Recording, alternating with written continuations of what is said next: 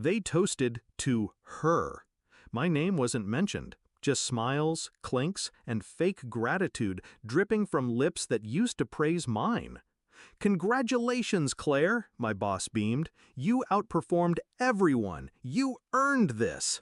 Everyone. He meant me. He meant the woman who trained her. I smiled, lifted my glass, held the champagne like it didn't taste like ash. I let them celebrate, let them think they won, but I was already counting the hours until Monday's fallout began.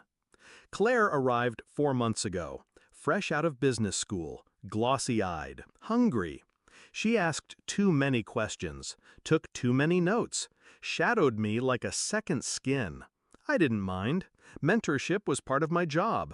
At least, that's what I told myself. She was charming, sharp. She laughed at our boss's tired jokes, wore red lipstick on presentation days, knew when to speak, and, more importantly, when to shut up. She played the game like she'd invented it, and I taught her every rule. The first crack appeared in a meeting. A pitch I'd written, word for word, came out of her mouth. I sat there stunned, heart thudding, watching our boss nod in approval. She never looked at me, never acknowledged whose idea she was selling. I confronted her afterward. She blinked. "Oh, I thought we were a team." Team? The same way a thief is part of the team that owns the house? From there, it spiraled. Projects I started got rerouted through her. Emails that used to come to me suddenly skipped my inbox. And then the rumors that I was slipping, burned out, outpaced by fresh talent. I traced it back to her, of course.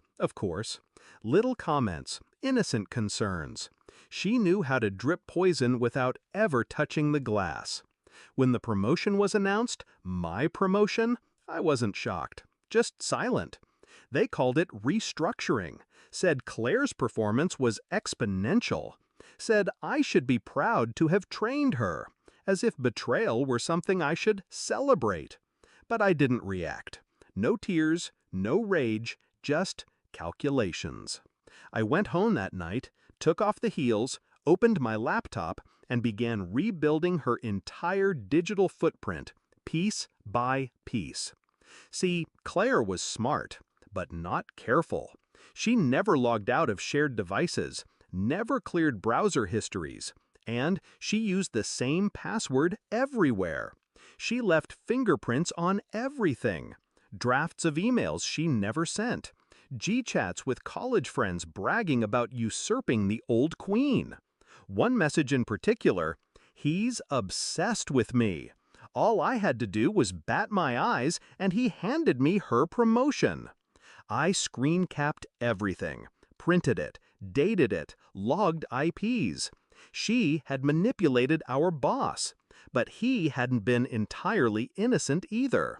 That weekend, I became a ghost with a purpose.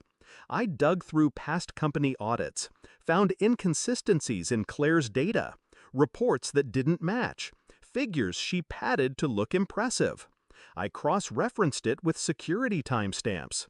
She'd edited performance logs at 2:17 a.m., 3 times in 1 month.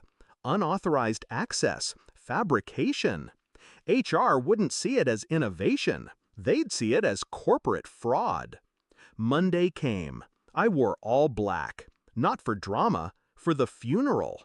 I requested a private meeting with the head of HR and legal. Dropped the folder on the table.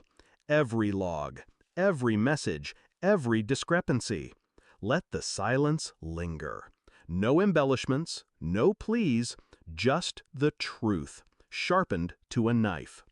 By noon, Claire was called into a conference room. By 1, our boss joined her. I stood at my desk, coffee in hand, watching the room through the glass. They didn't come out for an hour. When they did, Claire's face was white. Our boss looked like someone had punched him in the throat. She walked past me, didn't meet my eyes, didn't have to. The next morning, her desk was empty. So was his.